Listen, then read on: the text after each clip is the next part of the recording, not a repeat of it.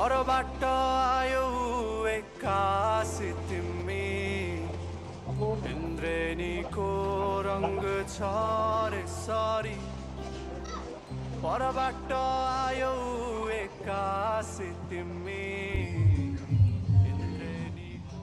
20 वर्षपछि बालाजुको स्विमिङ पुलमा हामी स्विमिङ गर्न आएको छौँ। पहिला हामी 20 वर्ष पहिला पनि आउँथ्यौँ होइन। धेरै चेन्ज भएछ। पहिला चाहिँ दिनभरि खेल्न पाइन्थ्यो, अहिले त 2 घन्टा मात्रै खेल्न पाइँदो रहेछ होइन। अरू के चेन्ज रे केटो। पार्कहरू यस्तो दामी भएको छ। यो पर्खालहरू जस्तो थियो त्यस्तै छ। यो पार्क घुमेको पनि पैसा लाग्ने भएछ, 30 रुपियाँ अरे होइन। पहिला पार्कको एन्ट्री फ्री थियो। ल हेरौँ तर बच्चाहरूलाई घुमाउनलाई चाहिँ रमाइलो छ। माथि पाइस्तारा छ, माछा पोखरी छ। यहाँ के छ? यहाँ पनि माछा थियो। के माछा हो देखिन्छ? माछा हिले नै हो र यो चाहिँ बलियो हुन्छ है। यहाँ अर्को माछा पनि छ। त्यो गोल्ड फिसहरू पनि छ यहाँ। माछा यसको मुखबाट पानी निस्किन्थ्यो यार है। माछाको आयु कति हुन्छ? ओ है यत्रो हिले त्यसलाई हो ठुलो भने यत्रो ए कति धेरै रहेछ त यार। टन्नै हिले माछा के गर्दैन रहेछ है हिलेले उसलाई। हिले माछा सफा ठाउँमा।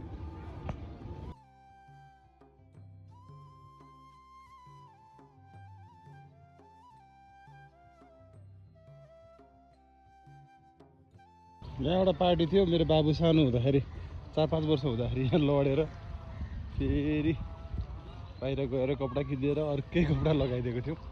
अहिले याद आयो। यत्रै थियो होला बाबु पनि त्यो बेलामा। ल ए शनिबार पनि धेरै मान्छे त रहन्छ त आज त। अलि बेलै भएको छ नि है। अलि 11-12 बजीको आउँछ नि। त्यो पनि 2 घन्टा पछि निकालिदिइहाल्ने हो क्या अरे। 2 घन्टा पछि निकालिदिन्छन् क्या अरे। के नै मान्छे हुन्छ त अनि।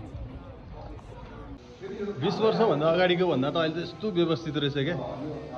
यो सबै सावर रुम, यता सब चेन्जिङ रुम, यस्तो राम्रो बनाएर रहेछ अहिले चाहिँ। ल हामीले पनि सावर लिइसक्यौँ। अब जाँदैछौँ हामी पनि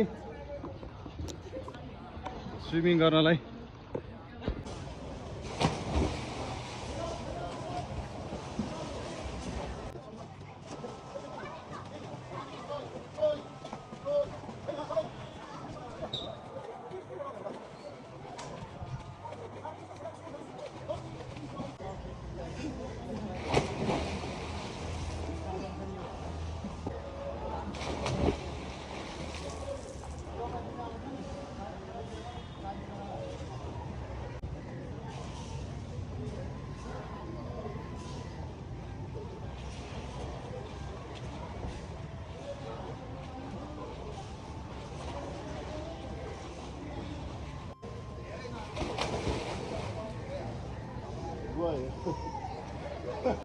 कस्तो कुरा गर्नु हो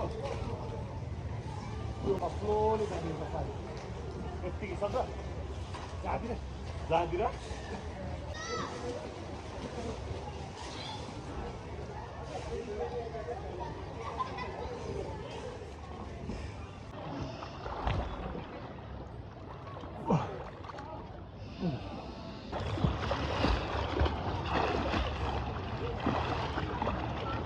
त्यो पनि निस्किँदैछ।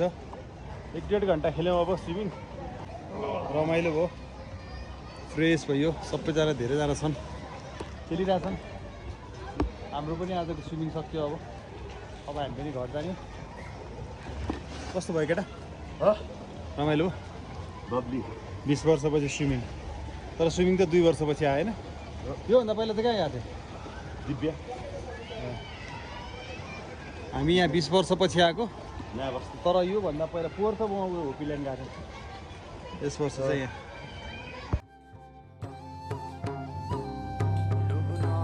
मन भोनी तिम्रै वारिपारि तिम्रै आँखा हेरी बसौँला नि। थ्याङ्क यू राज। तपाईँले गीत गाउँदा गाउँदाखेरि धोका चाहिँ हुन्छ क्या मान्छेलाई जुन सजिलो तरिकाले गाउनुहुन्छ